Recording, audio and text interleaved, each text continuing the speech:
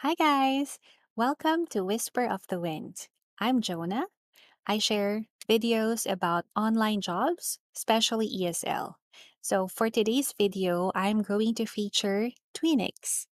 So, sa Twinix, you can earn 372 pesos or 6 euros per hour.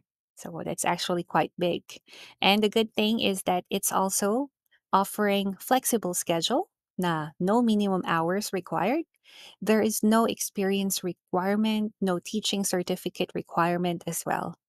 So before I tell you more details about Twinix, let's first know what is Twinix.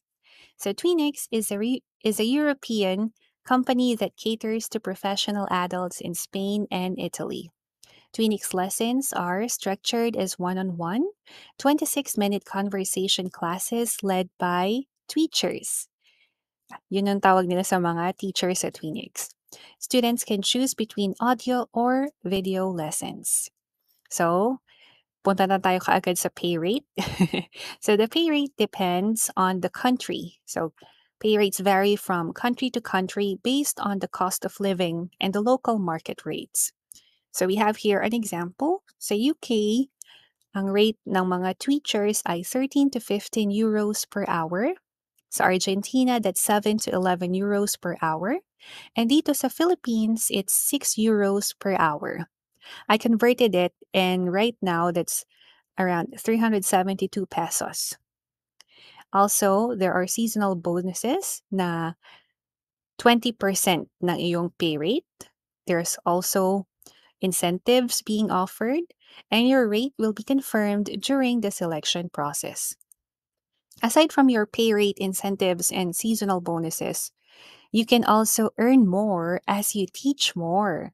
So they have a program, Teacher Progress. So if you've already taught 100 lessons, mag-a-add ng 6 pesos sa current rate mo. So balikan natin. Kanina, ang rate ay 372 pesos per hour. So that will become 378 pesos after your 100th lesson. And then, pag naka 500 lessons ka na, additional 12 pesos. Kapag naka 1.5K lessons ka na, additional 25 pesos. And 4K would be additional 37 pesos. And pag naka 8K classes ka na, malamang matagal ka na nun, may additional 68 pesos na extra pay ka. So, it's really good, 'di ba? Kasi hindi lang siya depende kung gaano ka nakatagal. It actually depends on how many classes you've already conducted. So kung masipag kang magturo, well, mas tataas ang sahod mo. And actually, yung 6 euros, 370 plus per hour, that's already high kung i-compare siya sa ibang ESL companies. So how will you get paid? They pay via Wise and Payoneer. So there's no complex bank details needed.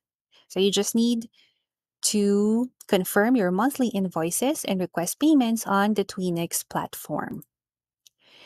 And dito na tayo sa what they are looking for in a teacher or teacher. So sa Twinix, it's not just about your teaching credentials. It's also about your real-world experience and enthusiasm. Twinix is on the lookout for tutors with curious minds and the talent for effective communication. A business background is also a big plus. So, what makes Twinix naman different from the other ESL? So, sa Twinix, you can teach and earn from day one. So, there is open availability and secure bookings from the get go. You will enjoy high rates of class bookings, and all classes are paid. So, wala yung free trial classes. So, lahat. So, tuwing magtuturo ka, that will be paid. Also, once you are hired, you can immediately open slots on the platform and be automatically matched with students so you can start teaching and earning right away. Aside from that, meron silang hassle-free teaching. So sa Twinix, they streamline your teaching experience. No admin task, no lesson preparation, no marking homework, no student hunting, just teaching. So you just open your slots and the platform does the rest for you. And another good thing here is the flexibility.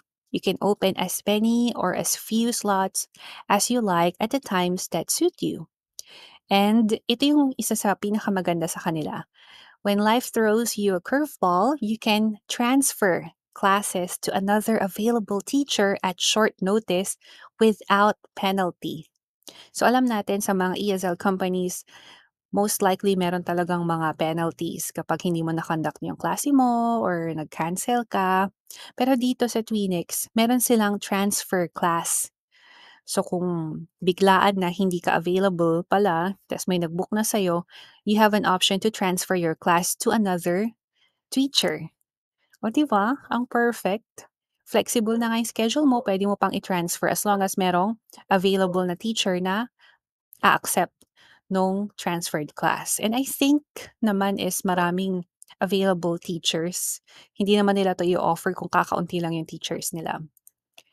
And it's simple and fun. You can engage with eager adult learners, ready to use teaching materials, and no certification required. They will also provide training. So dito, adult learners ang tuturuan. So hindi siya kids. And there are materials na provided. So you don't need to prepare for anything. So again, it's ultra flexible. Choose your own teaching schedule, transfer classes, and take advantage of last-minute booking opportunities. So since may option sila na mag-transfer ng classes, there's also a big chance na biglang may maipasa sa yung klase. So you can just be on call and just wait for a class to be transferred aside from the regular scheduled classes. So we have here a question. How many classes will I get? So sa Twinix, they tailor your teaching to fit your life. Full-time dedication or extra income? The choice is yours. So flexibility is the watchword. Open your slots and snap up bookings with just a 15-minute lead time. So it's perfect no sa mga gustong mag-work ng part-time o kaya sa gustong mag-work ng full-time pero meron silang schedule na gustong sundan or kung meron silang unscheduled bigla ang lakad, pwede pa rin. So, it's very flexible. And ang maganda rin sa kanila is walang matatawag nating off-peak kasi they only take new teachers when they are confident with the volume of available classes. So, hindi mararanasan yung halos walang nagbo-book, kumbaga. Kasi hindi sila mag-hire hangga't hindi kailangan ng additional teachers. So, kapag nag-send ka ng application mo, kailan mo ba matatanggap yung feedback? So, you can submit your application throughout the year. However, the main hiring periods take place from February to May and September to November. So, ngayon ay March. So, I think it's a good time na mag-submit na ng application. And if you apply outside of the periods mentioned earlier, you may not hear from them right away, but they will save your profile for the following recruitment period. Due to the high volume of applications, they may not be able to respond to all unsuccessful candidates. So I advise that you already submit your application since it's within their hiring period. Wait lang, di ko masyadong mabasa. Alisin ko na nga lang. So what equipment do they need? All you need to become a teacher is a computer with a stable internet connection, which is 5 Mbps, a headset or microphone, speakers, and a webcam. O, di ba? Napaka-simple lang na requirements nila regarding sa equipments. So, ito na yung question natin. So, kung desidido ka nang mag-apply, how do you apply? So, they have tatlong steps lang. First is you submit your teacher application, record your short video tasks, and become Twinix ready with their onboarding program. So, I actually tried the online application para mabigyan ko rin kayo ng guide. And I advise you that you continue watching kasi meron kang kailangang i-upload the document dito. Hindi ko siya na-upload kaagad dati. So, hindi ako ganun ka-prepared. Hindi ko siya nagawa the same day. So, I'll show you the step-by-step process of their online application. So just go to their website and then you will click the button here that says start application. So just press enter, and it will require you to give your first name, of course, your surname, and then they will ask for your email address. So dun sila magsisend ng feedback about your application. Of course, you will put your nationality kasi ang pay rate nila ay nakadepende kung saang bansa ka.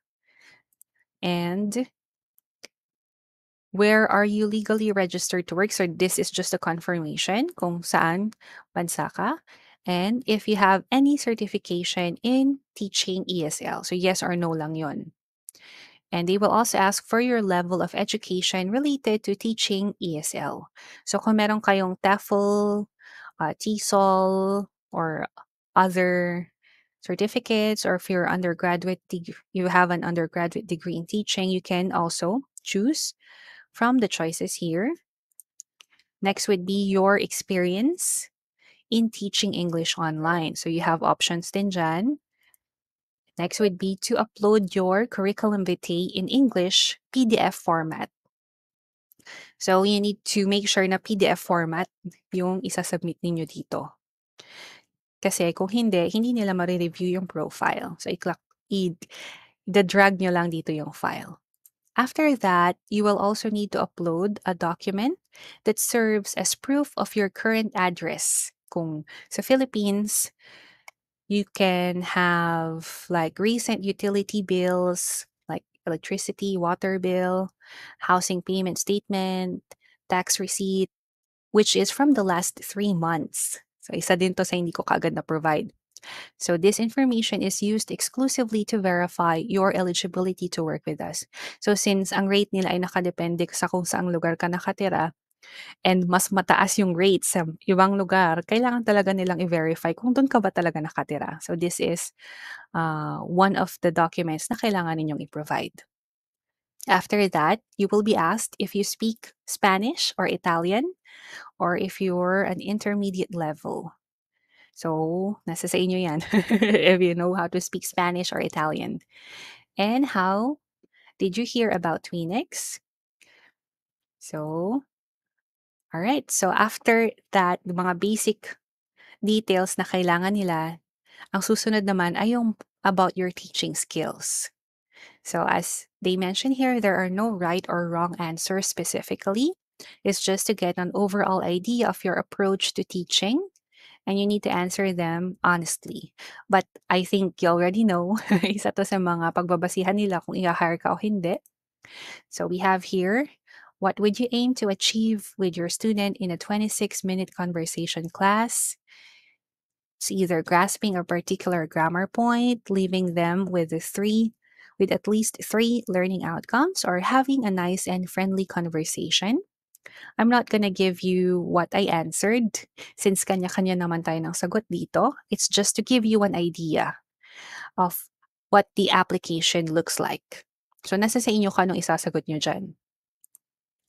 Next here is, what do you think higher level students are looking to get out of their lessons? Okay, plenty of talking, reaching a native-like level, improving their pronunciation. So, again, nasa sa inyong sagot. Next is, during a speaking class, what role do error corrections play in your teaching approach? Again, the choices are available here. What strategies do you employ to keep the conversation focused on the student's chosen topic? So, kung mapapansin ninyo, parang karamihan naman ng choices ay tama. So, it's all about choosing the best answer. How do you balance consistency and personalization in lessons? And I make sure my students feel their classes are linked to one another. So here you will choose if you agree, disagree, or if you strongly agree or disagree.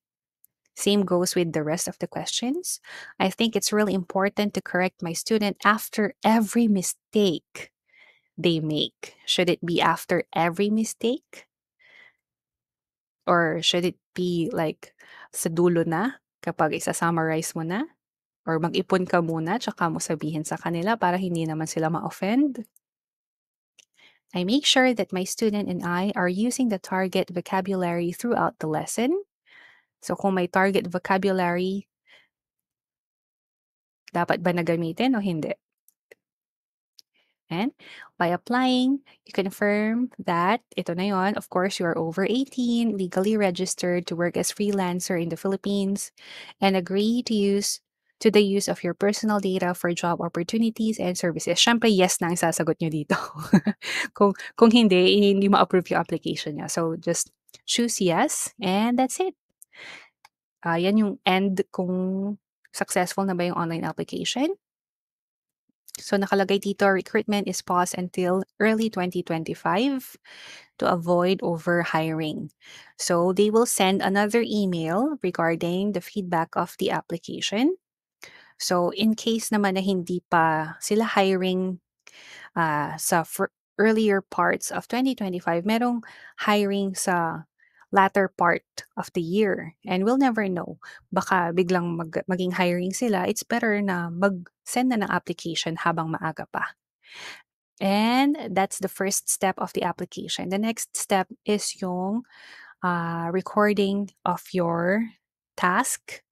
So, merong sample videos na ilalagay ako sa description box na pwede ninyong maging guide kung paano ba yung tinatawag nilang short video task. So mostly, meron lang silang directions.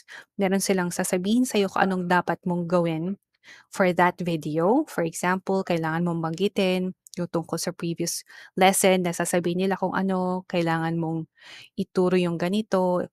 Basta may instructions. It's all about how you follow instructions and magkukunwari ka na may kausap kang estudyante. Ire-record mo yon tsaka may sasubmit sa kanila. So, hindi siya yung one-on-one.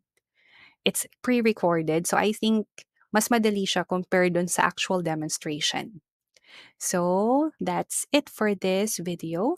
If you have further questions about the application process or if there are other ESL companies na gusto nyong i-feature ko next, just please comment down below. And if you liked this video, wag nyo nang ipagdamot na i-like at i-share. And if you're not yet subscribed, please subscribe to my channel, Whisper of the Wind.